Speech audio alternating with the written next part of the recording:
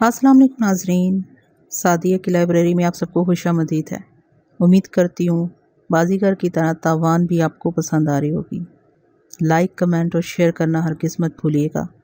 आपके ताउन और हौसला अफजाई का बहुत शुक्रिया। आने वाले पहलवान के बारे में एक धमाका खैज खबर लाए थे। इस खबर को सुनकर यूँ लगा जैसे ये खबर पहले से मुझे मिल चुकी थी। कहीं बहुत अंदर दिल के नेहा खाने में इस खबर की गूंज पिछले कई घंटों से मौजूद थी।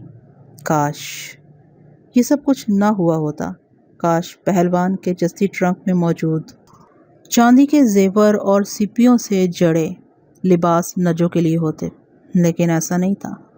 वो सब कुछ एक दूसरी लड़की के लिए था। वो लड़की जो बागड़ खैल में रहती थी और जिसके साथ कल दोपहर शहबाज की रस्म हो गई थी। मुकामी रिवाज के मुताबिक लड़की के सरपरस्त ने 4,000 रुपये नकद और 2 कीमती राइफलों के एवज अपनी लड़की का हाथ शहबाज के हाथ में थमा दिया था। इस वाक़े की तफसील बताते हुए सरदार के कारिंदे आज़ाद खान ने कहा, पहलवान शहबाज चोरी छुपे कई बार बागड़ खैल जा चुका था। यहाँ गुलाम खान नामी एक शख्स से उसकी अलग सलैक हो गई थी। गुलाम खान आदि नशेबाज है और रकम की उसे हर वक्त ज़रूरत रहती है। पहलवान ने पहली मुलाकात में ही गुलाम खान की गोरी चिट्टी खूबसूरत लड़की पर राल टपका दी थी। शादी के लिए लड़की की उम्र थोड़ी थी, यानी सिर्फ 14 बरस, मगर नोटों की झलक ने गुलाम खां को सोचने पर मजबूर कर दिया। कोशिश करके उसने अपनी बीवी को भी रजामंद कर लिया। यूं अंदर ही अंदर खिचड़ी पक गई और गुलाम खान ने 4,000 रुपये नकद और 2 राइफलों के एवज पहलवान से लड़की का सौदा कर दिया। 1,000 रुपया पहलवान पहले दे चुका था। 3,000 रुपया उसने कल दिया और मुकामी रस्म के मुताबिक लड़की से कद करके ले गया। मैंने हैरत से सब कुछ सुना। बज़ाहिर अजीब सी लगती थी ये बात। बगैर किसी ज़मानत और गहरी जान पहचान के इतना बड़ा काम हो गया था। एक शख्स ने 4,000 रुपये के बदले अपनी नाबालिग बेटी का अजनबी और बेठिकाना शख्स के साथ ब्याह दी थी और वो उसे लेकर चलता बना था। लेकिन जिस इलाके और जिस माहौल में ये वाक़या हुआ था, वहाँ ये गैर मामूली नहीं था। मैंने इसे मिलते जुलते कई वाक़यात सुने और पढ़े थे। दुख की बात सिर्फ एक ही थी कि इस वाक़े से मुतासिर होने वाली नज्जो थी, वो जो पहलवान शहबाज की हरीस बाहों में खोकर ये समझ रही थी कि उसे मोहब्बत की जा रही है। उसके कालेपन को मुआफ़ करके गोरे मर्द ने उसे अपना बना लिया है। कैसा अनहोना ख्वाब देखा था उसने। वो किसी करोड़पति सेठ की इकलौती बेटी नहीं थी, ना किसी धांसू ऑफिसर की दुख्तर थी। एक मामूली लड़की थी वो, जिसके पास अपनी खुश एतवारी और जिस्मानी दिलकशी के सिवा और कुछ नहीं था। लिहाजा वो बीच बाजार के लुट गई थी। तमन्नाओं के मज़ार पर रोने पिटने के सिवा अब उसे और कुछ नहीं करना था। काश वो ये सोच लेती, यहाँ काले गोरे का खुन्नास जहनों में दूर तक फैला हुआ है। यहाँ कभी गोरा मर्द सांवली या काली लड़की से शादी नहीं करता। अगर कहता है कि शादी करूँगा तो फरेब देता है। किसी को बुरी खबर पहुँचाना एक नाखुशगवार फरीज़ा होता है और यहाँ ये फरीज़ा मुझी को अदा करना था। आंखों में आस के दिए जलाकर बैठी हुई नज्जो को मुझे ये बताना था कि अब यहाँ कोई नहीं आएगा। वो जेवर, वो लिबास, वो ख्वाब किसी और के लिए थे जो शहबाज ने उसे दिखाए थे। वो तो एक गर्द आलूद जीना थी जिस पर अपना पाँव रख कर और जिसके बतन पर अपना निशान छोड़कर शहबाज आगे बढ़ गया था। अब उसका कोई नहीं था, बल्कि वो खुद भी अपनी नहीं थी। उसके पेट में पलने वाली निशानी भी उसकी अपनी नहीं थी। पहलवान 4,000 रुपये के एवज इस काली लौंडी को माँ हमल पाउंदा बस्ती में बेचकर जा चुका था। हाँ, वो बिक चुकी थी।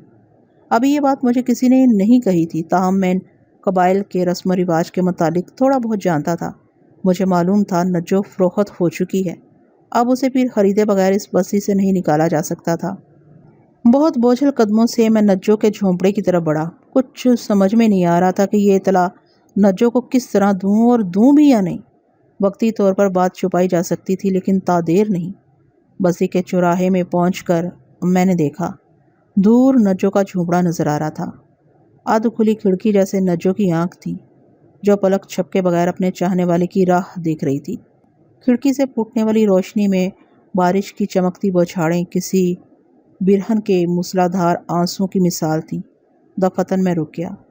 मरज़ई के तवील पत्तों से बने हुए एक साइबान तले हाना बदोशों का हजूम था। उनके दरमियान वही चारपाई पड़ी थी जो मैंने थोड़ी देर पहले लोगों के कंधों पर देखी थी।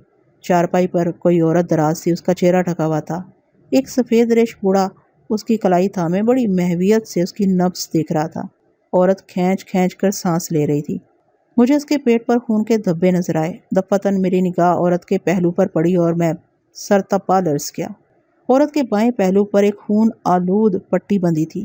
یہ پٹی کسی اوڑھنی کو پھاڑ کر بنائی گئی تھی اور اس کے نیچے روئی وغیرہ رکھی ہوئی تھی۔ جس چیز نے مجھے ششدر کیا وہ پٹی کے نیچے سے جھانکتا ہوا نیلگوں گوشت تھا۔ میں نے نیچے جھک کر پٹی کو تھوڑا سا ہٹایا تو پیٹ کا شگاف نظر آ گیا۔ یہ کسی تیز دھار آلے کا مہلک کٹ تھا اور اس کے اندر سے آنتیں باہر نکل رہی تھیں۔ میں نے جلدی سے پٹی برابر کر دی۔ ایک مقامی شخص نے مجھے کھینچ کر پیچھے ہٹایا۔ وہ بڑبڑا رہا تھا، غالباً کہہ رہا تھا کہ مجھے اس طرح نامحرم عورت کے جسم کو نہیں دیکھنا چاہیے۔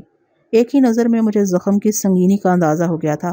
اندرونی رگیں کٹنے سے خون پیٹ میں جمع ہو گیا تھا اور یہ صورتحال نہایت محدود تھی۔ ایک لڑکے نے کسی بڑھیا کے کہنے پر عورت کے چہرے سے کپڑا ہٹایا۔ وہ تقریباً 40 برس کی ایک خوبصورت عورت تھی۔ اس کی آنکھیں بند تھیں اور وہ سانس لینے میں تکلیف محسوس کر رہی تھی۔ باقی جسم کی طرح اس کے چہرے پر بھی تشدد کے آثار نظر آ رہے تھے۔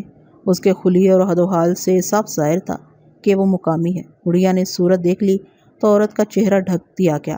اس دوران لانس نائک عباس بھی میرے قریب آن کھڑا ہوا تھا۔ میں نے اسے پوچھا کہ یہ عورت کون ہے؟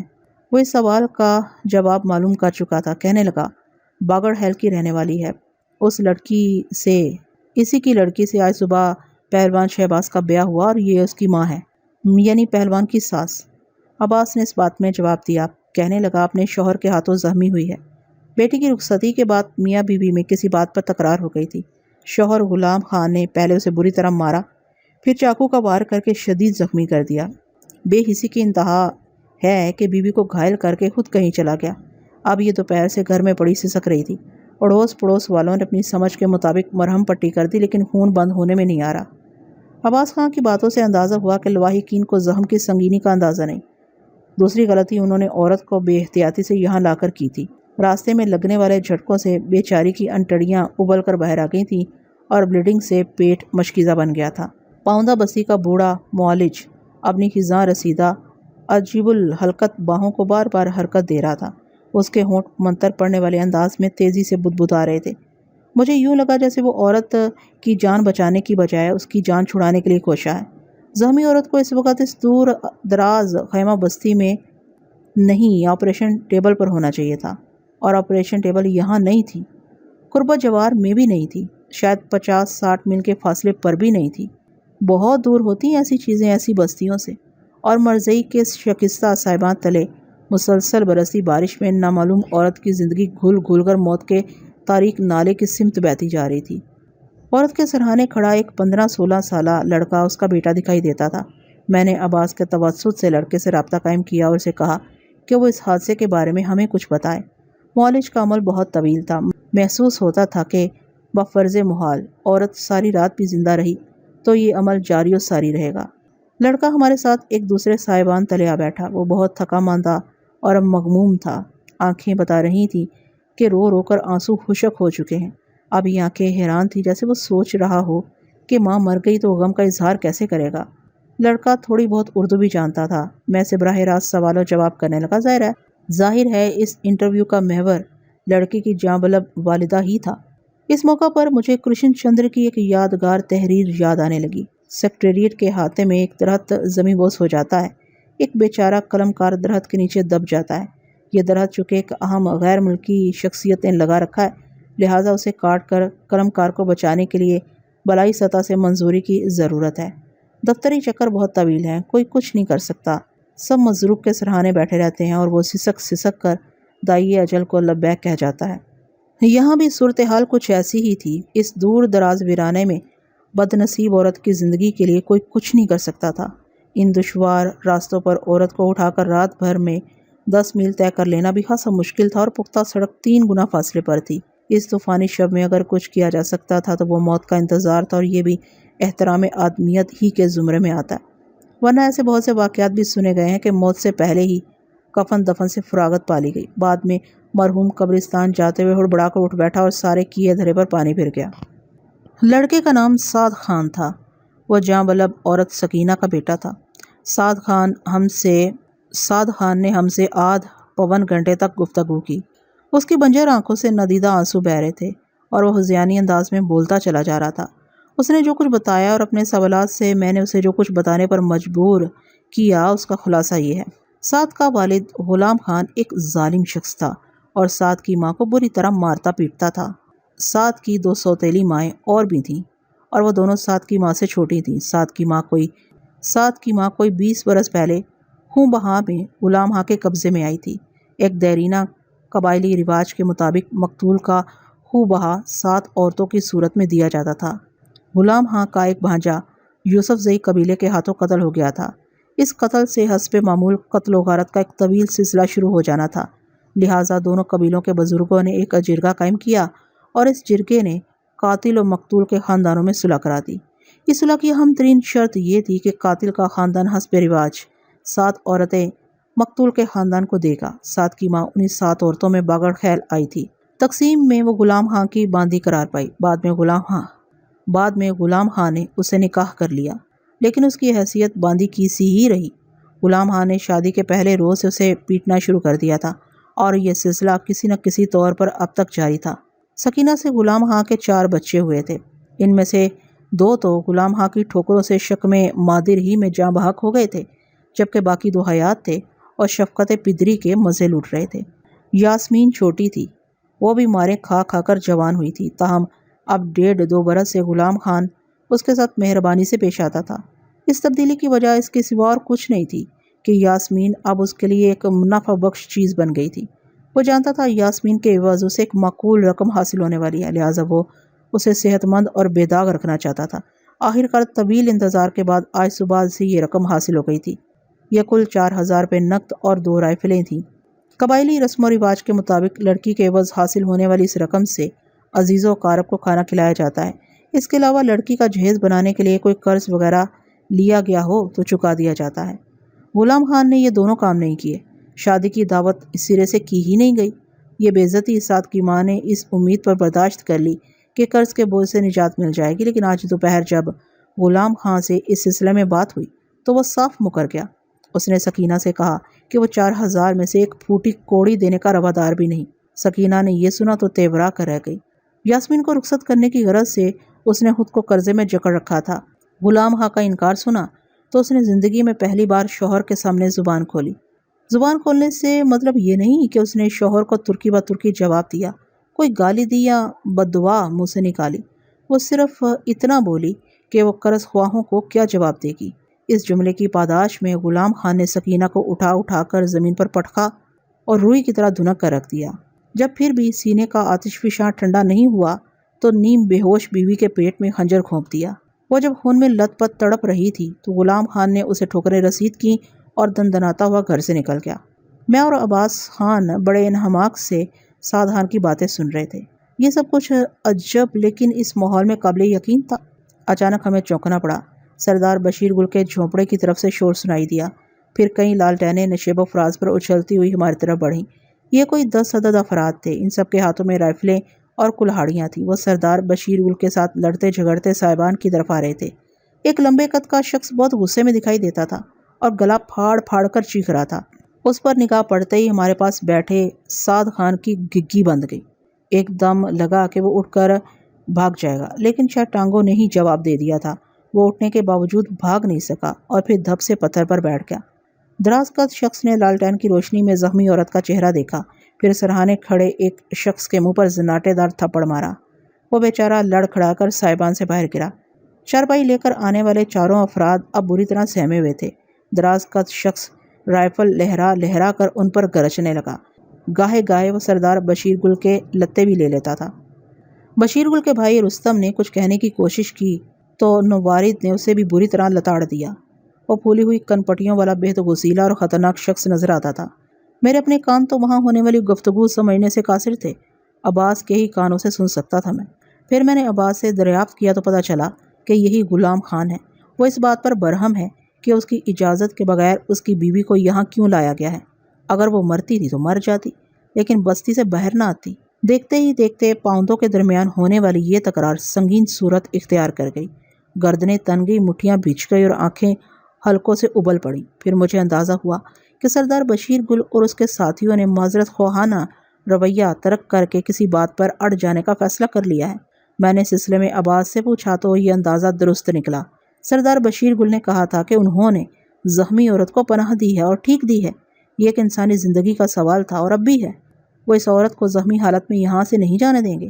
سردار بشیر گل کا یہ اعلان غلام خان اور اس کے ساتھیوں کے لیے جلدی پر تیل کا کام کر گیا۔ وہ ایک دم طیش کی انتہا کو پہنچ گئے۔ غلام خان نے رائفل کندھے سے اتار کر ہاتھ میں لے لی اور اس کی آنکھوں میں جنون ناچنے لگا۔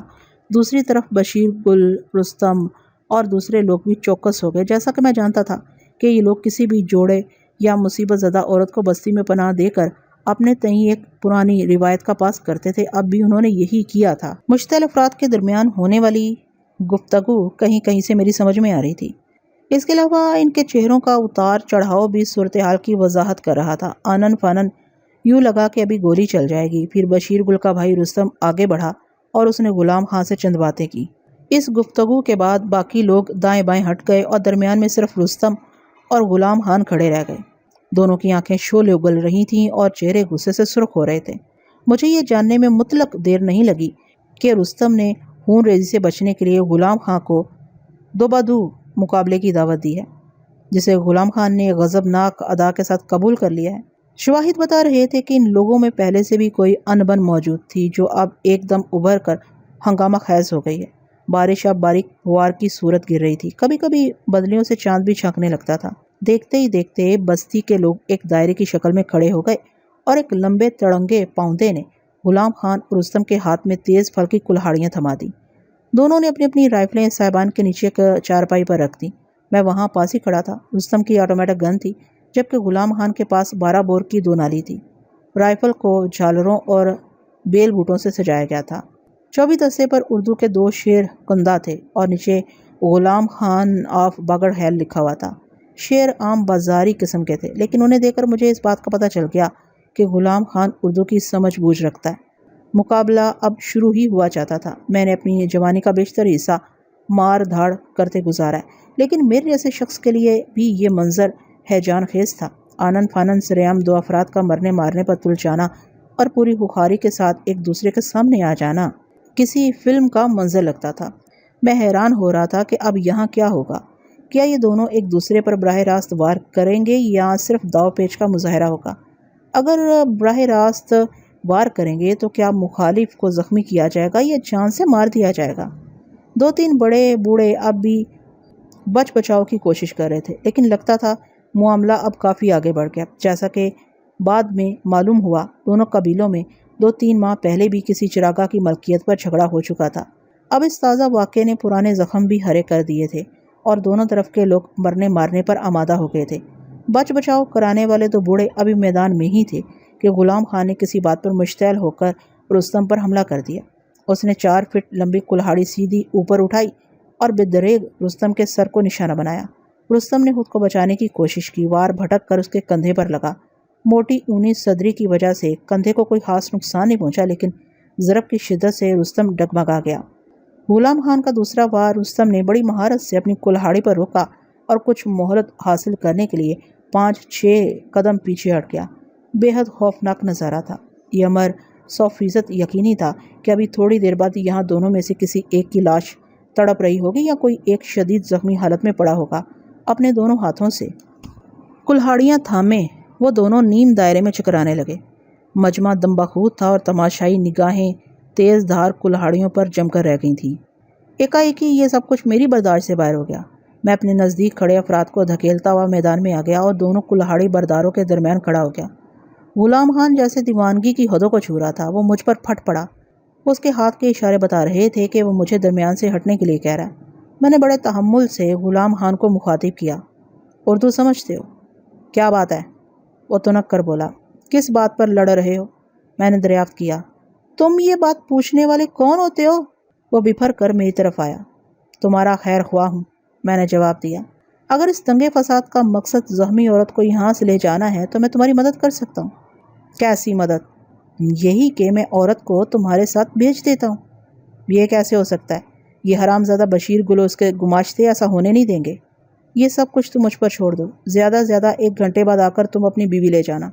غلام خان کا ایک ساتھی آگے آیا اور غلام خان کے برعکس ٹوٹی پھوٹی اردو میں بولا، خوچا تم جو بھی ہے اپنا چونچ بند رکھو، عام اپنے جھگڑے چکانا اچھی طرح جانتا ہے، تم بیچ میں سے ہٹ جاؤ، یہ عورت ابھی اور اسی وقت یہاں سے جائے گا۔ میں نے آگے بڑھ کر غلام خان کے کندھے پر ہاتھ رکھا اور دھیمے لہجے میں کہا، تم مجھے اپنے ساتھیوں میں سب سے زیادہ سمجھدار نظر آتے ہو، ایک ایسے معاملے کے لیے اپنی جان خطرے میں مت ڈالو جو تھوڑی دیر بعد خود بخود حل ہونے والا ہے۔ کیا مطلب؟ مطلب یہ کہ تم نے اپنی گھر والی کو کوئی معمولی زخم نہیں لگایا، اس کی انتڑیاں پیٹ سے باہر آ چکی ہیں، خون اندر ہی اندر بہہ کر اسے جان بلب کر چکا ہے، زیادہ دیر کی مہمان نہیں ہے وہ، اور مردے کو پناہ دے کر بشیر گل کیا کرے گا؟ میری بات سمجھ رہے ہو نا تم؟ غلام خان کی پیشانی پر تشویش کی معمولی سی شکن ابھر کر غائب ہو گئی۔ اس اطلاع نے اسے مطلق غمزدہ نہیں کیا تھا، اس کے رد عمل سے ظاہر ہو رہا تھا کہ میں نے اس کی بیوی کی بات نہیں کی، کسی مچھر مکھی کے مرنے کی بات کی ہے۔ اس نے طائرانہ نگاہ میری بائیں جانب ڈالی۔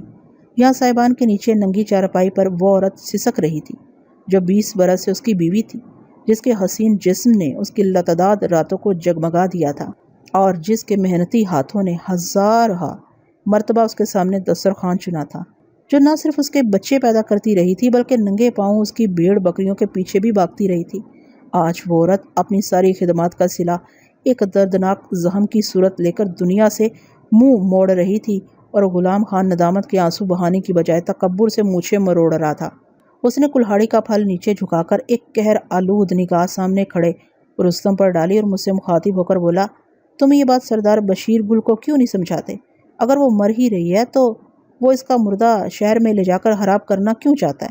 اسے کہو بہتری اسی میں ہے کہ میری بیوی میرے حوالے کر دی جائے۔ میں نے کہا، یہ بات میں تم سے اس لیے کہہ رہا ہوں کہ میری اردو سردار کی سمجھ میں نہیں آئے گی، بلکہ یہاں موجود کسی شخص کی سمجھ میں نہیں آئے گی۔ میں تھوڑی بہت ڈاکٹری جانتا ہوں، مجھے روپے میں 4 آنے کی امید بھی نہیں ہے کہ یہ بیچاری 1 گھنٹے تک زندہ رہ پائے گی۔ اب یہ بے وقوفی نہیں تو اور کیا ہے؟ ایک مرتی ہوئی عورت کے لیے تم لوگ خون بہانے لگے ہو اور نہ ختم ہونے والی دشمنی کی شروعات کر رہے ہو۔ نہ کرو یہ سب کچھ، مجھے غیب کا علم تو نہیں، لیکن یقین ہے کہ 1 گھنٹے کے اندر تمہارا مسئلہ حل ہو جائے گا۔ میرے لہجے میں چھپی ہوئی زہر آلود تلخی کو غلام خان نہیں چھو سکا، ورنہ ممکن تھا وہ اپنے بپھرے ہوئے غصے کا رخ میری طرف موڑ دیتا۔ غلام خان کو نرم پڑتے دیکھ کر میں نے عباس خان کے کان میں خسر پسر کی۔ اس نے میری ترجمانی کرتے ہوئے سردار بشیر گل سے کہا کہ غلام خان مان گیا ہے، وہ لوگ عورت کا علاج معالجہ جاری رکھے۔ ماحول کا تناؤ ایک دم کم ہو گیا۔ رستم پیچھے ہٹا تو غلام خان کے ساتھیوں نے بھی غلام خان سے کلہاڑی لے لی۔ بچ بچاؤ کرنے والے بوڑھے ایک بار پھر سرگرم ہو گئے اور دونوں فریقین کو پندو نسائی کی ڈوز دینے لگے۔ بیچ کی بات غلام خان کے علاوہ کسی کو معلوم نہیں تھی۔ شکستہ باہوں والا سن رسیدہ معالج ایک بار پھر اپنی ناقابل فہم کارروائیوں میں مصروف ہو گیا۔ اس کا معاون ایک منقش پیالے میں سے کسی لیسدار دوا کے چمچ بھر بھر کر عورت کے منہ میں ڈالتا جا رہا تھا۔ لگتا تھا یہ کارروائی بھی کسی ٹونے ٹوٹکے کا حصہ ہے، کیونکہ دوا پلانے والے کو اس بات سے غرض نہیں تھی کہ دوا مریضہ کے حلق میں جا رہی ہے یا نہیں۔ وہ صرف ایک مخصوص وقفے سے مشینی انداز میں چمچ مریضہ کے ہونٹوں پر انڈیل دیتا تھا اور بس۔ مزید حیرت کی بات یہ تھی کہ یہ سب کچھ مریضہ کا گھونگھٹ ہٹائے بغیر کیا جا رہا تھا۔ معالج نے آٹے کا ایک پیڑا سب مریضہ کی دونوں چھاتیوں کے درمیان رکھا ہوا تھا اور گاہے گاہے کچھ پڑھ کر اس پر پھونک دیتا تھا۔ ایسی چند پھونکوں کے بعد وہ مٹی کے لوٹے سے کسی تیل نما مادے کے چند قطرے قمیض کے اوپر عورت کے زخم پر ٹپکاتا اور ہونٹوں سے ایک ناقابل فہم آواز نکال کر آگے پیچھے جھولنے لگتا۔ ان ساری کوششوں کا نتیجہ یہ نکلا کہ 15-20 منٹ بعد عورت کا جسم اکڑنے لگا اور تھوڑی ہی دیر کے بعد وہ علاج معالجے کے جھمیلوں سے آزاد ہو گئی۔ معالج مایوسی سے سر ہلاتا اپنی جھونپڑی میں واپس چلا گیا۔ لوگ گمسم چارپائی کے گرد کھڑے تھے۔ عورت کی موت کے ساتھ ہی ماحول میں موجود بچی کھچی کشیدگی بھی دم توڑ گئی۔ سردار بشیر گل، غلام خان اور دیگر سرکردہ افراد میں کچھ دیر بات چیت ہوئی، پھر میت کو واپس لے جانے کے انتظام ہونے لگے۔ کسی کو احساس تک نہیں تھا کہ غلام خان ایک قاتل ہے اور اس کے دست ستم میں جات کا شکار ہونے والی بدنصیب عورت ان کے درمیان لاش کی صورت پڑی ہے۔ ان کے لیے یہی اطمینان کافی تھا کہ مارنے والی کی بیوی تھی اور بس۔ ممکن ہے ان کے دلوں میں رنج اور غصے کے جذبات ہوں، لیکن ان جذبات کے اظہار کی ان کے نزدیک کوئی گنجائش نہیں تھی۔ یہاں تک کہ اس ہجوم میں میرا ہم زباں اور ساتھی عباس خان بھی بالکل نارمل نظر آ رہا تھا۔ اچانک میری نگاہ سامنے نجو کے جھونپڑی کی طرف اٹھ گئی اور اس کے ساتھ ہی ایک دوسری طرح کے غم نے دل کو گھیرا۔ مجھے یاد آیا کہ ابھی مجھے ایک نہایت ناخوشگوار فریضہ انجام دینا ہے۔ نجو کو بتانا ہے کہ شہباز پہلوان نے اس کے ساتھ کیا کیا ہے اور اپنی آبرو اور محبت کی قیمت اسے کیا ملی ہے۔ میں نے آنکھیں سکوڑ کر دیکھا نجو مجھے جھونپڑے سے باہر ہی کھڑی دکھائی دے گئی۔ وہ طائرانہ نگاہوں سے ہجوم کا جائزہ لے رہی تھی۔ اسے دیکھتی نہ جانے کیوں میرا حوصلہ ڈھہ گیا۔ میرا دل چاہا کہ اسے شہباز کے بارے میں کچھ نہ بتاؤں۔ جو خواب اس نے اپنی آنکھوں میں سجا رکھے ہیں انہیں اتنی بے دردی سے مت نوچوں کہ بیچاری کا کلیجہ بھی کھینچ کر آنکھوں کے رستے نکل آئے۔ شاید جو کچھ میں نے سنا وہ جھوٹ ہو، اور اگر سچ ہو تو ہو سکتا ہے یہ سچ کسی دوسرے سچ میں بدل جائے۔ ہونے کو کیا نہیں ہو سکتا۔ کارخانہ قدرت میں انہونیوں، کرشموں اور معجزات کی تعمیر شبانہ روز جاری رہتی ہے۔ میں بوجھل قدموں سے نجو کے جھونپڑے کی سمت بڑھا۔ مجھے دیکھ کر وہ ہوشیار ہو گئی۔ آنکھوں میں آنس نے چراغاں کر دیا اور وہ ہونٹ شدت انتظار سے لرز اٹھے۔ مجھے لگا جیسے وہ باززبان خاموشی التجا کر رہی ہے۔ صاحب جی، مجھے کوئی اچھی خبر دینا، بری خبر سننے کا مجھ میں حوصلہ نہیں۔ میں نے اپنے اندھوں کو سینے کی گہرائی میں دھکیل دیا اور چہرے سے بشاشت ہویدا کر لی۔ کچھ پتا چلا؟ وہ نہ چاہتے ہوئے بھی بول پڑی۔ میں نے تماس سے جواب دیا، تھوڑا بہت کھوج ملا تو ہے۔ وہ سرتپا سوال بن گئی۔ میں نے سگریٹ سلگاتے ہوئے کہا، آج باگڑ ہیل کے ایک دکاندار نے بتایا ہے کہ اس نے بدھ کے روز شہباز کو باگڑ ہیل کے بازار میں دیکھا تھا۔ اس کے سر پر معمولی زخم تھا۔ اس نے بتایا کہ وہ کسی کام سے پارا چنار جا رہا ہے، 1-2 روز تک واپس آ جائے گا۔ پھر وہ اب تک کیوں نہیں آیا؟ نجو کی فکر مندی جوں کی توں رہی۔ بھئی یہ تو اب اس سے پوچھنا، ویسے نہ آنے کی ایک وجہ بارش بھی ہو سکتی ہے۔ یہ سارا علاقہ ندی نالوں سے اٹا پڑا ہے، اور تو اور پارا چنار جانے والی مین سڑک بھی کئی جگہ سے برساتی نالوں کے اندر سے گزرتی ہے۔ ہو سکتا ہے راستے بند ہو گئے ہوں اور وہ پارا چنار میں رکا بیٹھا ہو۔ نجو نے مجھے ٹٹولنے والی نظروں سے دیکھا، جیسے بات کی تہہ تک پہنچنے کی کوشش کر رہی ہو۔ ناکام ہو کر وہ گہری سوچ میں غلطاں ہو گئی۔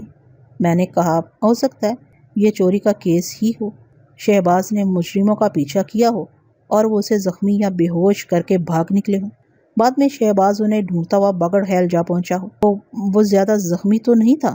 نجو کے لہجے میں وفا شعار عورت کی پریشانی اتر کر آئی۔ زیادہ زخمی ہوتا تو پارا چنار کیسے بھاگا جاتا؟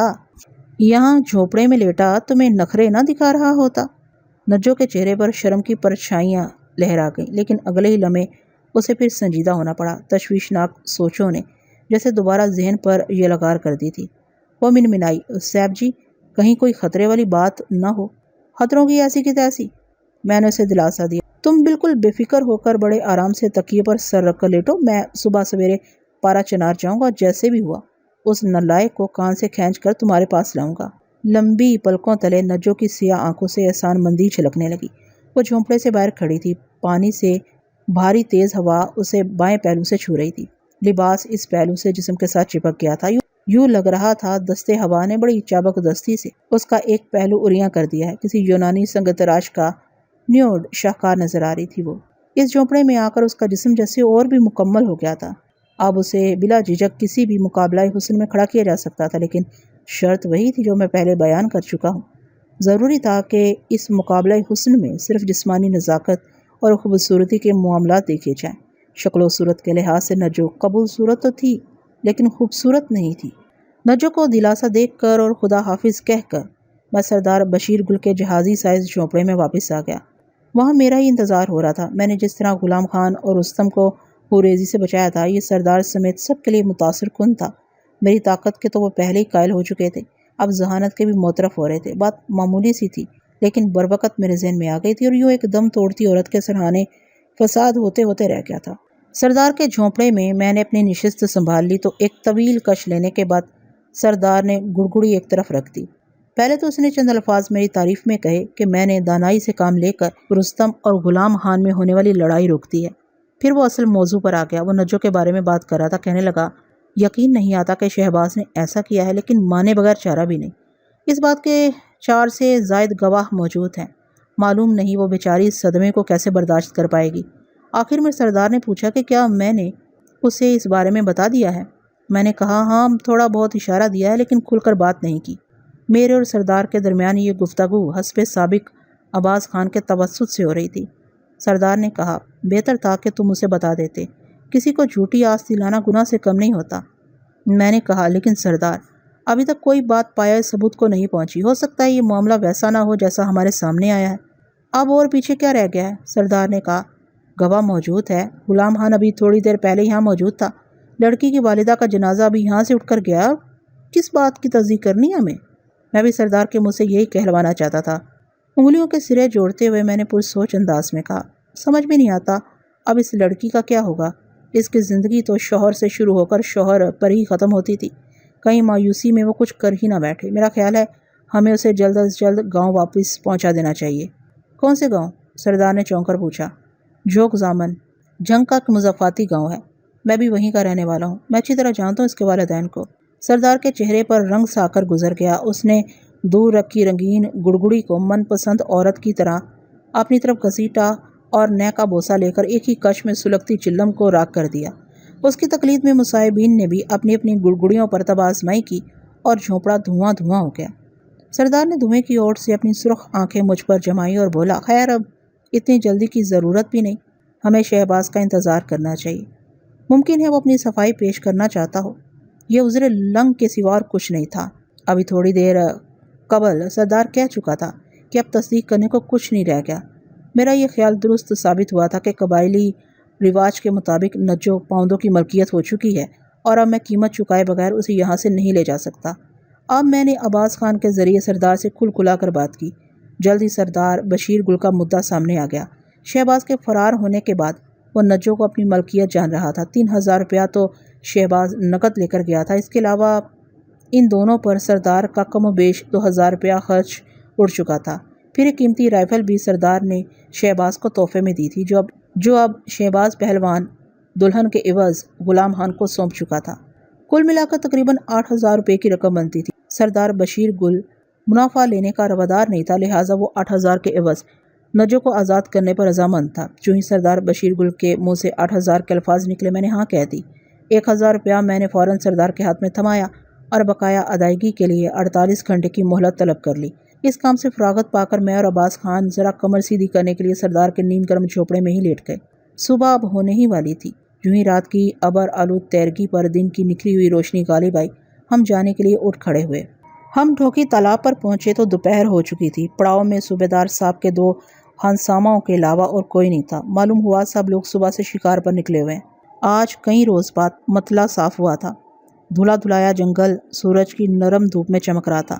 پرندے پھڑپھڑاتے ہوئے اپنے گھونسلوں سے نکلے تھے اور اس کی تلاش میں محو پرواز تھے۔ جنگل کی دوسری محلوق از قسم خرگوش، بلّا اور گلیری وغیرہ بھی حرکت میں برکت کے مقولے پر عمل کر رہی تھی۔ یقیناً ان سے بڑے جانور بھی محو گشت ہوں گے، مگر وہ ہماری نگاہ سے اوجھل تھے۔ میں اور عباس خان 4-5 میل کا دشوار فاصلہ طے کر کے آئے تھے۔ بھوک خوب چمکی ہوئی تھی، لہٰذا ہم نے افسران اعلیٰ اور دیگر احباب کا انتظار ضروری نہیں سمجھا۔ ہیڈ ہنسامہ کے سامنے درخواست گزاری۔ اس نے کمال مہربانی کا ثبوت دیتے ہوئے ہمارے سامنے دسترخوان بچھایا۔ مرغابی کے گوشت کا نہایت لذیذ پلاؤ تھا، ساتھ میں پودینے کی چٹنی اور آلو کا شوربہ تھا۔ چٹائی پر بیٹھ کر یہ لنچ کرنے میں جو لطف آیا وہ شاید کسی 5 اسٹار ہوٹل میں بھی نہ آتا۔ ایک تو کھانا مزیدار تھا، دوسرے اس میں گناہ کی لذت بھی شامل تھی۔ جی ہاں جناب، ایس پی برکت صاحب سے پہلے کھا لینا، اور وہ بھی چوری چھپے، گناہ کے زمرے میں ہی آتا تھا۔ اگر وہ ہمیں اس حالت میں دیکھ لیتے تو یقیناً الٹا لٹکا کر کھایا پیا باہر نکال لیتے۔ میں کھانے کے آخری مراحل میں تھا جب اچانک میرے ذہن میں زخمی عورت کی دید کا منظر تازہ ہو گیا۔ ہکستری پٹی کے نیچے سے جھانکتی ہوئی نیلگو آنتیں، دل متلا سا گیا۔ اس کے بعد ایک لقمہ لینے کو دل نہیں چاہا۔ سگریٹ سلگا کر میں سوچ میں گم ہو گیا۔ آخر کیا قصور تھا اس بد نصیب کا؟ یہی نہ کہ وہ ایک بیٹی کی ماں تھی اور اسے عزت سے رخصت کرنا چاہتی تھی۔ اپنے جگر کے ٹکڑے کو ہمیشہ کے لیے وداع کرنے سے پہلے وہ اس کے لیے کچھ چاؤ پورے کرنا چاہتی تھی، اور وہ چاؤ بھی کیا ہوں گے؟ چند معمولی چیزیں ہوں گی، اور کپڑوں کے 2-3 جوڑے، کچھ کھانے پکانے کے برتن، اوڑھنے بچھانے کی 1-2 چادریں، اور بس۔ ان چیزوں کے حصول کے لیے اس بیچاری نے قرض لیا تھا اور اب یہ قرض چکانا چاہتی تھی، اپنے شوہر کی کمائی سے نہیں، اپنی بیٹی کے عوض حاصل ہونے والی رقم سے۔ یہ رقم آنسوؤں کے مول حاصل ہوئی تھی، اور اس کا بیاج وہ کسک تھی جو بیٹیوں کو انجانے دیس رخصت کرنے والی ماؤں کے دل میں ہمیشہ رہتی ہے۔ اس رقم پر صرف اور صرف سکینہ کا حق تھا۔ اس نے غلام خان سے بصد عاجزی یہ حق مانگا تھا، اور نتیجے میں خنجر گھونپ کر اس کی آنتیں باہر نکال دی گئی تھیں۔ شکار پارٹی کی واپسی 2:30 بجے کے قریب ہوئی۔ وہ سب بہت تھکے ماندے تھے، آتے ساتھ ہی وہ کھانے پر ٹوٹ پڑے۔ چائے وغیرہ پینے کے بعد برکت صاحب نے مجھے اپنے خیمے میں طلب کیا۔ صوبیدار اور کبیر علی شاہ بھی وہیں موجود تھے۔ کبیر علی شاہ نے کہا، کانسٹیبل صاحب، یہ آج کل تم کیا چکر مکر چلاتا پھرتا ہے؟ وہ تمہارا پہلوان کیا نام اس کا خدائی حوار کا؟ شہباز، ہاں۔ ملا کہ نہیں؟ اس کا کچھ کھوج لگا کہ نہیں؟ میں نے کہا کھوج تو لگا ہے جی، لیکن وہ ہاتھ نہیں آیا۔ کیا مطلب؟ کبیر شاہ نے پوچھا۔ تم تو ایسے بات کرتا ہے جیسے وہ کچھ لے کر رفو چکر ہو گیا ہے۔ جی ہاں، رفو چکر ہی سمجھے، لیکن دکھ اس بات کا نہیں کہ وہ کچھ لے کر گیا ہے، بلکہ اس بات کا دکھ ہے کہ وہ کچھ چھوڑ کر گیا ہے۔ کبیر علی شاہ نے ایس پی برکت سے مخاطب ہو کر کہا، ایس پی صاحب، کبھی کبھی تو ہم کو لگتا ہے آپ کا یہ کانسٹیبل ٹیلی ویژن کے ڈراموں میں کام کرتے کرتے ادھر آ گیا، ہر بات گھما پھرا کر کرتا ہے۔ برکت صاحب نے مجھے گھور کر دیکھا۔ بات کو الجھایا مت کرو، کھل کر بتاؤ کیا معاملہ ہے؟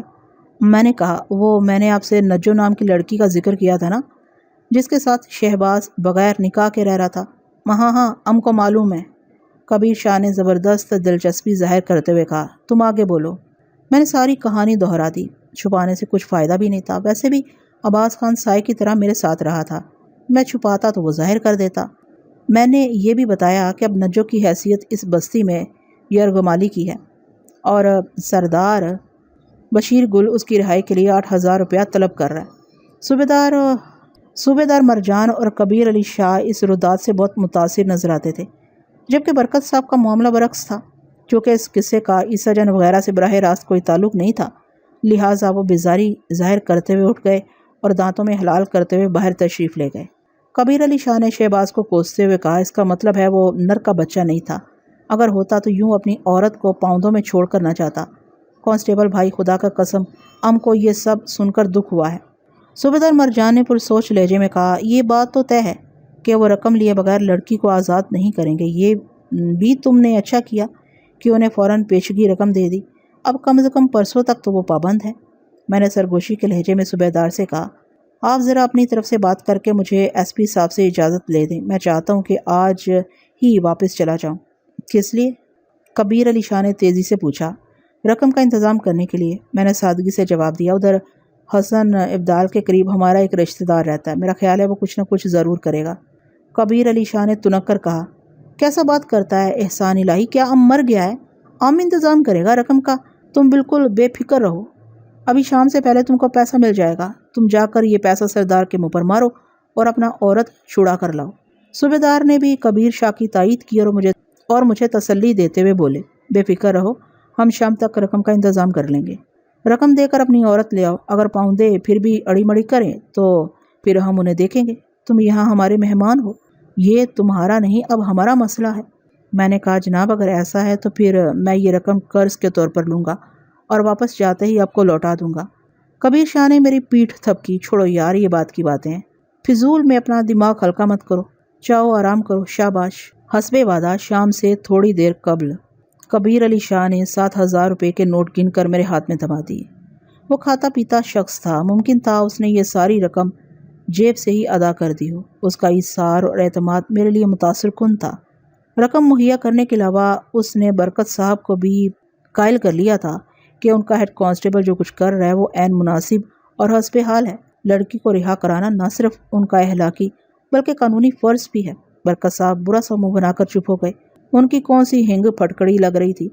ہاں، لڑکی برآمد ہو جاتی تو ان کی ریپوٹیشن پر تھوڑا سا رنگ آ سکتا تھا۔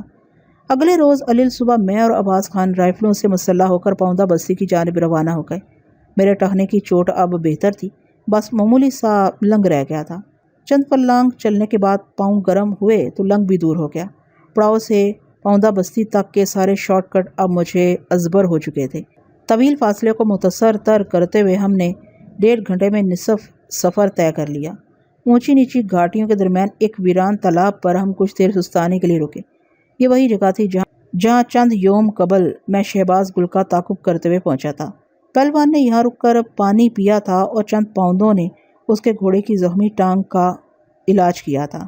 میں اور عباس 2 پتھروں پر بیٹھ گئے۔ میں نے زخمی ٹخنے کو سہلانے کے لیے بائیں پاؤں کا شکاری بوٹ کھولا، لیکن ابھی بوٹ پاؤں سے علیحدہ نہیں ہوا تھا کہ ایک گرجتی ہوئی سی آواز کان میں پڑی۔ کوئی کسی پر بری طرح چلا رہا تھا۔ چلانے والے کی آواز میں گونج تھی، جس کا مطلب تھا وہ کسی غار یا کھو میں بول رہا۔ ذرا غور سے سنا جاتا تو صاف پتہ چلتا تھا کہ بولنے والا نشے میں ہے اور چیخنے کے ساتھ ساتھ کسی کو پیٹ بھی رہا ہے۔ میں اور عباس خان ایک دوسرے کی طرف دیکھنے لگے، پھر ایک ساتھ اٹھ کر ہم آواز کی سمت بڑھے۔ آواز کا منبع ڈھونڈنے میں زیادہ دشواری نہیں ہوئی۔ تقریباً 50 گز دور ایک تنگ گھاٹی میں پھلاہی اور گرگلا کے درختوں کے درمیان ایک گھوڑا بندھا ہوا تھا۔ قریب ہی ایک کھو کا دھانا نظر آ رہا تھا۔ آواز کھو کے اندر سے پھوٹ رہی تھی۔ میں نے رائفل کا سیفٹی کیچ ہٹا کر اسے تیار حالت میں کر لیا۔ عباس خان نے میری تقلید کی۔ محتاط قدموں سے دہانے تک پہنچ کر میں نے اندر جھانکا۔ چند قدم آگے کھو میں ایک خم تھا، لہٰذا اندرونی منظر نظر نہیں آیا۔ ہاں، آواز اب بالکل صاف سنائی دے رہی تھی۔ مجھے یہ آواز کچھ اب جانی پہچانی سی محسوس ہوئی۔ الفاظ پشتو کے تھے، لہٰذا مفہوم میری سمجھ سے بالاتر تھا۔ شرابی دھاڑنے کے ساتھ ساتھ کسی کی دھنائی بھی کرتا جا رہا تھا۔ میں تجسس کی ڈور سے کھو میں کھنچتا چلا گیا۔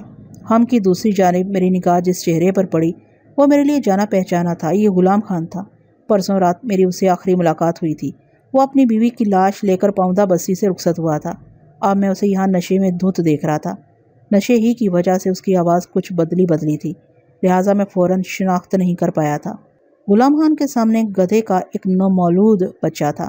زیادہ 3 ہفتے عمر رہی ہوگی۔ پھلاہی کی ایک مضبوط شاخ غلام خان کے ہاتھ میں تھی اور اس نے اس شاخ سے مار مار کر گدھے کے بچے کو لہو لہان کر رکھا تھا۔ میری طرف دیکھ کر غلام خان چونکا، چند لمحے آگے پیچھے جھولتا رہا، پھر اس کی آنکھوں میں شناسائی کی چمک ابھری۔ شرابیوں کی طرح انگلی لہرا کر بولا، تم وہی ہو نا جس نے پرسوں رات کیا کیا تھا تم نے پرسوں رات؟ یاد آیا، تم نے اس حرامی کو میرے ہاتھوں مرنے سے بچایا تھا۔ میں سمجھ گیا غلام خان کا اشارہ رستم کی طرف ہے۔ ہاں وہی ہوں میں نے تصدیق کی، لیکن تم یہاں یہ کیا کر رہے ہو؟ اس کا دماغ ٹھیک کر رہا ہوں۔ وہ گدھے کی طرف اشارہ کر کے پھنکارا۔ اس کی ماں گدھی کا دماغ بھی میں نے بالکل ٹھیک کر دیا تھا، میرے اشارے پر چلتی تھی، ذرا چوچرا بھی نہیں کرتی تھی میرے سامنے۔ یہ تو کوئی شے ہی نہیں، ابھی کل کا بچہ ہے، اسے ناک سے پانی نہ پلاؤں تو غلام خان نام نہیں میرا۔ غصے سے چیخ کر وہ ایک بار پھر کمسن گدھے پر ٹوٹ پڑا۔ میں نے اندازہ لگایا کہ بدنصیب جانور کی پچھلی ٹانگ ٹوٹ چکی ہے۔ وہ شاخ کی ضرب کھا کر اچھلتا تو بائیں جانب بری طرح ڈگمگا جاتا تھا۔ غلام خان پر جیسے جنون طاری تھا۔ گدھے کی پوزھ پر ضربے لگاتے ہوئے وہ چیخنے لگا، بتا کہاں ہے وہ کلہاڑی جس سے مجھے قتل کرنے آیا تھا؟ بتا کہاں چھپا دیا اسے؟ نشہ کچھ زیادہ ہی چڑھ گیا تھا، وہ بالکل ٹن ہو رہا تھا۔ اس کی باتوں سے پتا چلا کہ وہ گدھے کو سادھان کہہ کر مخاطب کر رہا ہے اور اس بیچارے کی پٹائی بھی بطور سادھان ہی ہو رہی ہے۔ سادھان غلام خان کے بیٹے کا نام تھا۔ پرسوں رات میں نے اسے زخمی ماں کے سرہانے کھڑے دیکھا تھا۔ بعد میں اس نے ہمیں اپنی ماں پر گزرنے والی مصیبت کی بپتا سنائی تھی۔ غلام خان نے اپنے کوٹ کی جیب میں ہاتھ ڈال کر دیسی شراب کا ادھا برآمد کیا اور چند بڑے گھونٹ لینے کے بعد پھنکارا، دیکھو ذرا اس ماں کے لال کی طرف، خدائی خوار کس طرح گھورتا ہے مجھ کو۔ ماں کا بدلہ لے گا مجھ سے، مجھ کو قتل کرے گا۔ اتنی طاقت ہے تجھ میں، اتنی طاقت؟ وہ ایک بار پھر کمسن گدھے پر پل پڑا اور اس کی چمڑی ادھیڑنے لگا۔ عباس خان اور میں نے اسے بمشکل قابو کیا اور ایک طرف لے جا کر آگ کے سامنے بٹھایا۔ یہ آگ خود غلام خان نے ہی جلا رکھی تھی۔ قریب ہی شراب کی خالی بوتل اور چچوڑی ہوئی ہڈیاں پڑی تھیں۔ غلام خان جو واحد تباہی بک رہا تھا، اسے اندازہ ہوا کہ سکینہ کے موت کے بعد وہ زبردست نفسیاتی دباؤ میں ہے۔ اس کا خیال ہے کہ سکینہ کا نوجوان بیٹا ماں کی دردناک موت کا بدلہ لے گا اور گھات لگا کر اسے جان سے مار ڈالے گا۔ اپنے ذہن میں رقصاں خوف کے بھوتوں سے نجات پانے کے لیے وہ ان ویران پہاڑیوں میں چلا آیا تھا اور شراب پی کر گول گباڑا کر رہا تھا۔ کسی لکڑہارے کا بھٹکا ہوا یہ گدھا بھی شامت اعمال کے نتیجے میں اس کھو تک آ گیا تھا اور اب غلام خان کے دستے ستم کا شکار تھا۔ بیٹے کے حوالے سے غلام خان کے ذہن میں جتنی بھی نفرت تھی اس نے بے گناہ جانور پر نکالی تھی۔ ہم غلام خان کو اس کے حال پر چھوڑ کر جا سکتے تھے، لیکن نہ جانے کیوں میرے ذہن میں بار بار یہ خیال آنے لگا کہ غلام خان ہمیں اپنے داماد شہباز پہلوان کے بارے میں کچھ بتا سکتا۔ ظاہر ہے اسے کچھ نہ کچھ تو معلوم ہوگا کہ شہباز اس کی بیٹی کو لے کر کہاں گیا ہے۔ وہ نشے میں تھا اور ایسی حالت میں انسان اکثر دل کی بات بھی نکال باہر کرتا ہے۔ میں غلام خان کے قریب ہی بیٹھ گیا اور گپ شپ کرنے لگا۔ اس کی سوئی ابھی تک گدھے اس کی ماں پر اٹکی ہوئی تھی۔ وہ دونوں کو بے نقط سنا رہا تھا اور بار بار چھاتی پھیلا کر زخمی گدھے کی طرف لپکنے کی کوشش کرتا تھا۔ ایسے میں عباس خان اور میں اسے بمشکل سنبھال کر دوبارہ آگ کے پاس بٹھاتے تھے۔ میں نے اسے شہباز پہلوان کی طرف لانے کی بہت کوشش کی، لیکن اس نے کوئی جتن کامیاب نہیں ہونے دیا۔ وہ ہر بار شہباز پہلوان کی بات میں سے بھی سادھان کا ذکر نکال لیتا تھا اور گدھے پر چپٹنے کی کوشش کرتا تھا۔ مثلاً جب میں نے پوچھا کہ اس کی بیٹی کی شادی کس روز ہوئی تھی تو اس نے جواب دیا جمعے کو ہوئی تھی۔ جمعے کی رات کو ہی میں نے خواب میں دیکھ لیا تھا کہ یہ خنزیر کا بچہ میری جان کا دشمن ہے، اس کے دل میں آگ بھڑک رہی ہے میرے لیے۔ میں کوئی اپنی شادی تو نہیں کر رہا تھا، اس کی بہن کا بوجھ ہی سر سے اتار رہا تھا۔ یہ کیوں لال لال آنکھوں سے گھورتا تھا مجھے؟ کوئی اس کا دیا کھاتا ہوں؟ یہ حرامی میرا دیا کھاتا ہے۔ کافی دیر الٹی سیدھی ہانکنے کے بعد وہ ایک دم نڈھال ہو کر سو گیا۔ اس کی آنکھ تقریباً 1.5 گھنٹے بعد کھلی۔ اس دوران میں اور عباس خان نکردہ گناہوں کی سزا بھگتنے والے گدھے کو اس عقوبت خانے سے محفوظ دوری پر پہنچ آئے تھے اور تھوڑا سستا بھی لیا تھا۔ جاگنے کے بعد غلام خان نے ہوش و حیرت کی باتیں شروع کی۔ اس کا 3/4 نشہ اتر چکا تھا۔ اس کی نگاہیں بار بار میرے چوڑے چکلے جسم پر پھسل رہی تھیں۔ غالباً میرے قد کاٹ نے اسے متاثر کیا تھا۔ وہ مجھے ایک شکاری کی حیثیت سے جانتا تھا اور اسی حیثیت سے مجھے مخاطب بھی کر رہا تھا۔ کہنے لگا، یار تم اچھے بھلے سمجھدار بندے ہو، کیا رئیس زادوں کی ٹولی کے ساتھ خرگوش اور مرغابیاں مارتے پھرتے ہو؟ کوئی بڑا کام کرو جس سے نام اور پیسہ بھی ملے۔ اوپر پہاڑوں پر چلے جاؤ، کوئی ریچھ مارو، بھیڑیا مارو، عقاب پکڑو، کتوں کے پیچھے کتوں کی طرح بھاگ بھاگ کر کیا ملتا ہے تمہیں؟ اس کی اردو بالکل ٹھیک ٹھاک تھی۔ میں نے کہا، لگتا ہے شکار سے تمہیں بھی دلچسپی ہے۔ دلچسپی؟ وہ بولا، ہمارا تو اوڑنا بچھونا ہی شکار ہے، لیکن تمہاری طرح رئیسوں کا خدمتگار بن کے پانی سے مرغابیاں نہیں نکالی ہم نے، اور نہ ان کے شکاری تھیلے اٹھائے۔ خود شکار کیا ہے، کمایا بھی اور عیش بھی کیا ہے۔ غلام خان کی نگاہ دور رس تھی، لگتا تھا وہ بندے کے اندر تک دیکھ سکتا تھا۔ کہنے لگا، میرا خیال ہے تم دیہاتی بندے ہو، کسی چکر میں آ کر ان رئیس شکاریوں میں پھنس گئے ہو۔ میں نے اس کی توقعات پر پورا اترتے ہوئے کہا، پیٹ ہی سب سے بڑا چکر ہے خان جی، بندہ روزی روٹی کی تلاش میں کیا کچھ نہیں کرتا۔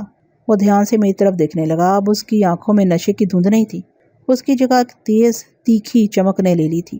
وہ بولا، سگریٹ ہوگا تمہارے پاس؟ میں نے جیکٹ کی جیب سے ڈبیا نکال کر اس کے سامنے رکھ دی۔ اس نے سگریٹ سلگا کر چند طویل کش لی اور بولا، کہاں کے رہنے والے ہو؟ میں اس سوال کے لیے پہلے سے تیار تھا۔ میں نے اپنا فرضی تعارف کرایا، جس کے مطابق میرا نام احسان الہی تھا۔ میں لاہور میں ایک ورکشاپ چلاتا تھا۔ عباس خان میرا پرانا دوست تھا، میں اس کے پاس سدا آیا ہوا تھا۔ عباس خان کے افسروں نے شکار کا پروگرام بنایا تو میں بھی عباس خان کے ہمراہ اس شکار پارٹی میں شامل ہو گیا۔ غلام خان دھیان سے یہ رودات سنتا رہا۔ میں محسوس کر رہا تھا کہ میری رودات سننے کے بعد وہ مجھ سے کچھ کہنا چاہ رہا ہے، لیکن کہہ نہیں پا رہا۔ شاید عباس خان کی وجہ سے چپ تھا۔ اس نے عباس خان کے ساتھ ابھی تک کھل کر بات نہیں کی تھی اور نہ ہی اسے خاص اہمیت دے رہا تھا۔ غلام خان کی ہچکچاہٹ محسوس کرتے ہوئے میں نے عباس خان کو باہر بھیجنے کا فیصلہ کیا۔ کھو میں جلتی ہوئی آگ اب سرد پڑ چکی تھی۔ ایندھن کے لیے عباس خان کو باہر بھیجنا حسب حال تھا۔ میں نے اسے کہا کہ وہ باہر سے کچھ خشک لکڑیاں ڈھونڈ لائے۔ عباس خان باہر چلا گیا تو غلام خان ایک دم ڈھپ پر آ گیا۔ کہنے لگا، یار تم میرے دل کو لگے ہو، جی چاہتا ہے تم سے تعلق بنا رہے۔ اگر تم تھوڑا سا بھروسہ کر سکو تو میں تمہیں ایک زبردست منافع والا کام بتا سکتا ہوں۔ سمجھو چاندی کے بدلے سونا ملنے والی بات ہے۔ میں ہمتاً متوجہ ہو گیا۔ وہ بولا، بات نوسر بازوں والی ہے، لیکن میں نوسر بازی نہیں کر رہا۔ جو کہہ رہا ہوں سچے دل کے ساتھ کہہ رہا ہوں۔ مجھے پیسوں کی ضرورت ہے۔ اگر تم کہیں سے 5-6 ہزار کا انتظام کر سکو تو 2 روز کے اندر میں تمہیں 3 گنا منافع دے سکتا ہوں۔ یعنی تم 6,000 دو گے تو میں 18,000 تمہیں دوں گا۔ دنیا کا بہت سرد گرم دیکھا تھا، اب بندے کا لہجہ پہچاننا میرے لیے مشکل نہیں تھا۔ غلام خان کا اچھا یا برا ہونا لہدہ بات تھی، لیکن وہ خبیث جو کہہ رہا تھا وہ دل سے کہہ رہا تھا۔ 2 دن کے اندر 6 کے بدلے 18 کون سی سونے کی کان اس کے ہاتھ لگ گئی تھی۔ پہلا خیال ذہن میں یہی آیا کہ یہ کوئی غیر قانونی کام ہوگا اور غلام خان کسی حوالے سے مجھے بھی اس میں ملوث کرے گا۔ وہ جیسے میرے چہرے سے دل کا حال بھانپ گیا۔ کہنے لگا، یہ کوئی غیر قانونی کام نہیں ہے۔ بڑی بات یہ ہے کہ اس قانونی کام میں بھی تمہیں ہاتھ پاؤں نہیں ہلانا پڑے گا، بس رقم دے کر آرام سے بیٹھ جاؤ اور 2 روز بعد 18,000 وصول کر لو۔ کیا کوئی خاص سودا مارنے والے ہو؟ میں نے اس کی آنکھوں میں جھانک کر پوچھا۔ تیر نشانے پر لگا تھا۔ وہ کچھ گڑبڑا سا گیا۔ نہیں، ہاں چلو ایسے ہی سمجھ لو، لیکن اس سودے کی تفصیل میں فی الحال نہیں بتا سکتا۔ میرا خیال ہے تمہیں پوچھنے کی ضرورت بھی نہیں، تمہیں صرف اپنے منافع کی غرض ہونی چاہیے۔ 6,000 کے 18,000 بنانے میں مجھے بھلا کیا دلچسپی ہو سکتی تھی؟ پیسہ کبھی بھی میری ضرورت نہیں رہا، بلکہ اکثر اوقات اس کی موجودگی میرے لیے پریشانی کا باعث ہوتی ہے۔ جیب بھاری ہو تو ساتھ ہی میری طبیعت بھی بھاری ہونے لگتی ہے۔ لیکن غلام خان کی باتوں نے میرا تجسس ابھار دیا تھا۔ آخر وہ کیسا سودا تھا جس پر وہ اتنے یقین کے ساتھ 2 روز میں 3 گنا منافع کی بات کر رہا تھا؟ میں نے غلام خان کی بھوری آنکھوں میں براہ راست دیکھتے ہوئے کہا، اگر میں 6,000 روپیہ تمہیں ابھی فراہم کر دوں تو؟ اس کی آنکھوں میں حریص چمک نمودار ہوئی۔ اس نے جلدی سے اپنی رسٹ واچ پر نگاہ دوڑائی اور جوش سے بولا، اگر تم ابھی 6,000 روپے دو اور سورج ڈوبنے سے پہلے پہلے ہم باگڑ ہیل پہنچ جائیں تو کل دوپہر تک میں 18,000 نقد تمہاری جیب میں ڈال سکتا ہوں۔ کہو، کبھی ایسا بندہ ملا تمہیں؟ وہ بڑے فخریہ انداز میں گردن اکڑا کر میری طرف دیکھنے لگا۔ عباس خان واپس آ گیا تھا، اس لیے ہمیں گفتگو کا سلسلہ منقطع کرنا پڑا۔ عباس خان کے آنے سے بجھتی ہوئی آگ کو پھر ایندھن مل گیا اور اس کے ساتھ ہی کھو میں خوشگوار حرارت جاگ گئی۔ ہم آلو والے پراٹھے اور لسوڑے کا اچار پڑاؤ سے ہی لے کر آ رہے تھے۔ سپہر ہونے والی تھی، اس لیے کھانے سے فراغت پا لی گئی۔ غلام خان عباس کی موجودگی سے کچھ ہچکچا رہا تھا۔ میں نے ایک طرف لے جا کر اسے سمجھایا کہ میرا یہ دوست سیدھا سادہ بودا سا بندہ ہے، اس کی وجہ سے فکر مند ہونے کی قطعی ضرورت نہیں، تم یہ سمجھو کہ میں تمہارے ساتھ اکیلا ہی ہوں۔ غلام خان کی پوری طرح تسلی تو نہیں ہوئی، بہرحال وہ عباس کو اپنے ساتھ لے جانے پر آمادہ ہو گیا۔ ہم تقریباً 3 بجے اس کھو سے برآمد ہوئے، پیچ راستے پر سفر کرتے شمال کی طرف بڑھنے لگے۔ ہماری منزل باگڑ خیل تھی۔ ڈھوکی تالاب سے تقریباً 10 میل شمال مغرب کی طرف پہاڑیوں میں گھری ہوئی یہ چھوٹی سی بستی باگڑ خیل کہلاتی تھی۔ کوئی 200-250 گھر ہوں گے، ان میں نیم پختہ مکان بھی تھے، لکڑی کے گروندے بھی اور عارضی جھونپڑے بھی۔ بستی کے بیچوں بیچ ایک بل کھاتا بازار تھا۔ جب ہم بستی میں پہنچے، سورج دور سرحد پار کے پہاڑوں میں اوجھل ہو رہا تھا۔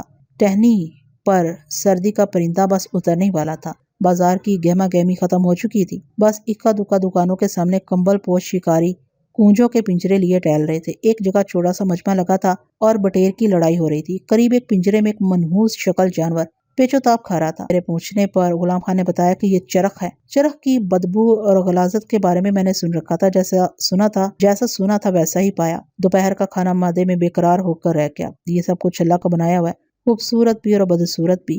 یہ تمام کا تمام ایک نظام کا حصہ ہے۔ بدصورتی نہ ہو تو خوبصورتی کی کیا معنی؟ غلام خان کا مکان کافی کشادہ تھا، ایک طاقتور اور بااختیار مرد کا حرم تھا۔ یہاں وہ اپنی 3 بیویوں اور ان کے بچوں کے ساتھ رہتا تھا۔ وہ سب اس کے سامنے بھیڑ بکریوں کی حیثیت رکھتے تھے۔ ان میں سے ایک بھیڑ کو تو وہ چند روز پہلے ذبح بھی کر چکا تھا۔ ایک مظلوم عورت کو بھیڑ کہتے ہوئے دل دکھتا ہے، لیکن اسے انسان بھی کس برتے پر کہا جا سکتا تھا؟ وہ سرتپا محکومیت کے سانچے میں ڈھل چکی تھی، کہاں رہ گئی تھی انسان؟ کہتے ہیں تالی ایک ہاتھ سے نہیں بچتی۔ کبھی کبھی سوچتا ہوں شاید عورت پر ہونے والے ظلم کی تالی بھی دونوں ہاتھوں سے بچتی۔ آخر کیوں ظلم سہتی ہے عورت؟ اگر مذہب اور معاشرے کے نام پر ظلم کرنا گناہ عظیم ہے، تو مذہب اور معاشرے کے نام پر ظلم سہنا بھی گناہ عظیم ہے۔ غلام خان کے گھر میں مجھے سکینہ کی دبی دبی سسکیاں سنائی دیں، اس کی آہوازاری، اس کے نوحے ان در و دیوار میں رچے بسے تھے۔ مجھے لگا کہ میں کسی آسیب زدہ گھر میں آ گیا ہوں۔ گھر کے مردانے میں غلام خان نے ہمیں ایک کشادہ کمرہ دیا تھا، اس میں فرشی بستر کے علاوہ انگیٹھی کی سہولت بھی موجود تھی۔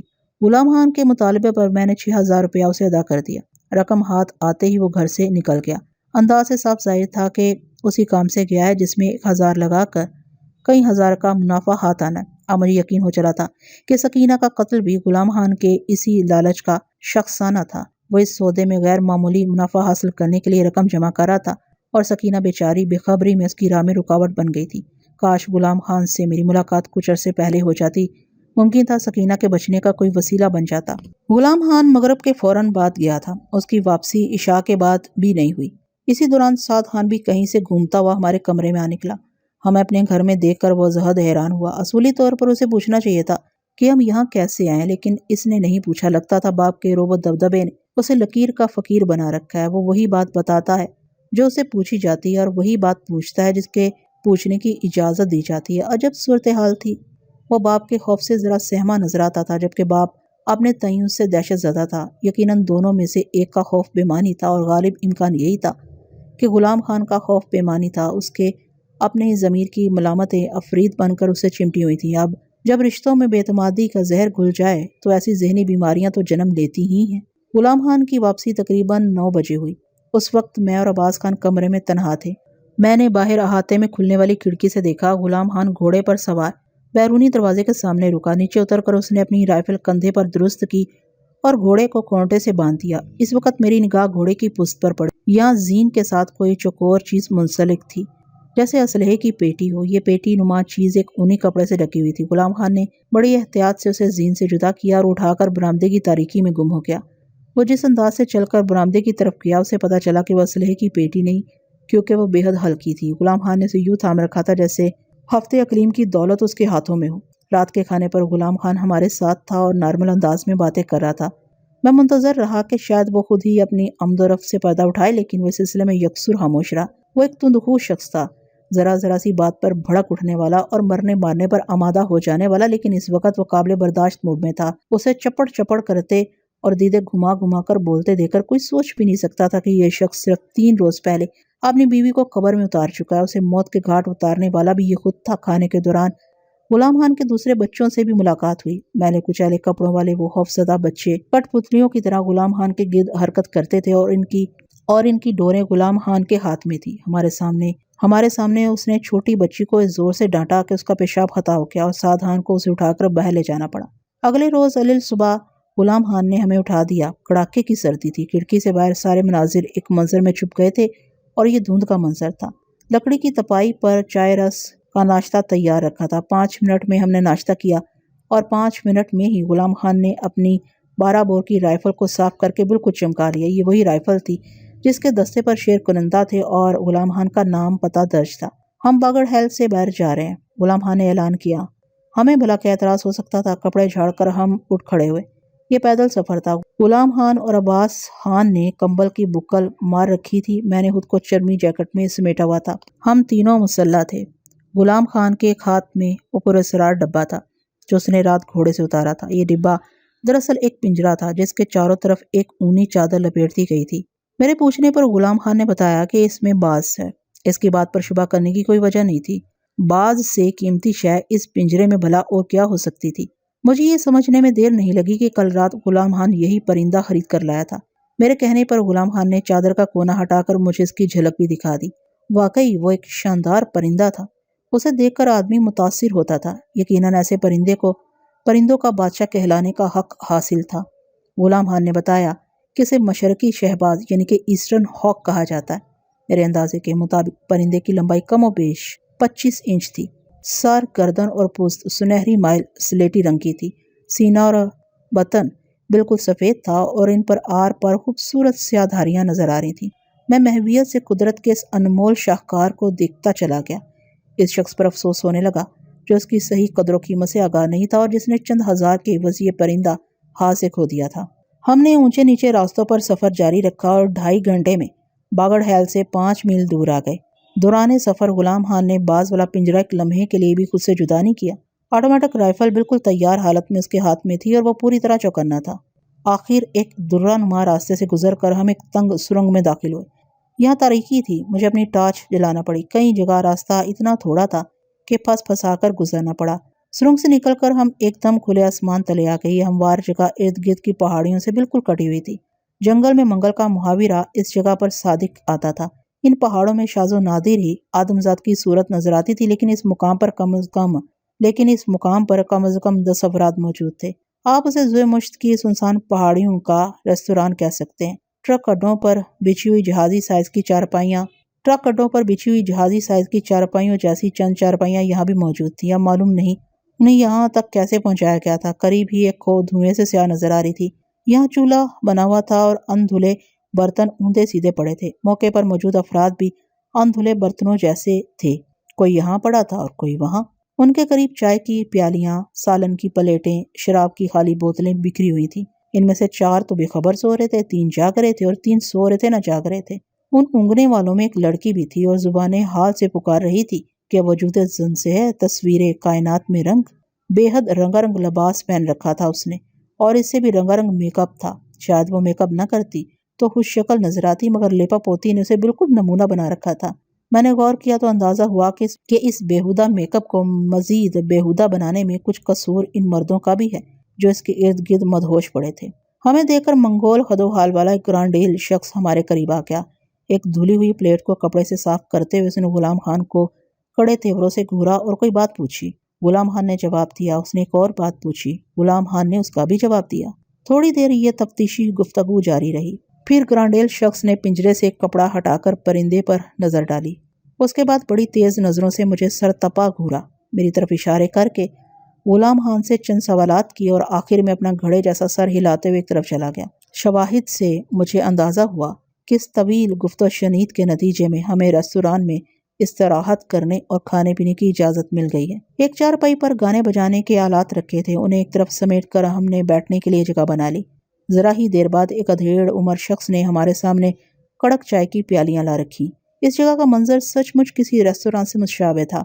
رات دیر تک کھلے رہنے والے ریستورانوں اور گلیوں میں صبح 9-10 بجے تک ایسی ہی بے ترتیب غنودگی چھائی رہتی ہے۔ دن کے 10 بجے اگر کوئی گاہک آ جاتے تو اسے یوں گھورا جاتا جیسے وہ سحری کے وقت جگانے آ گیا ہے۔ ہم چائے پیتے رہے اور دھیمے لہجے میں گفتگو کرتے رہے۔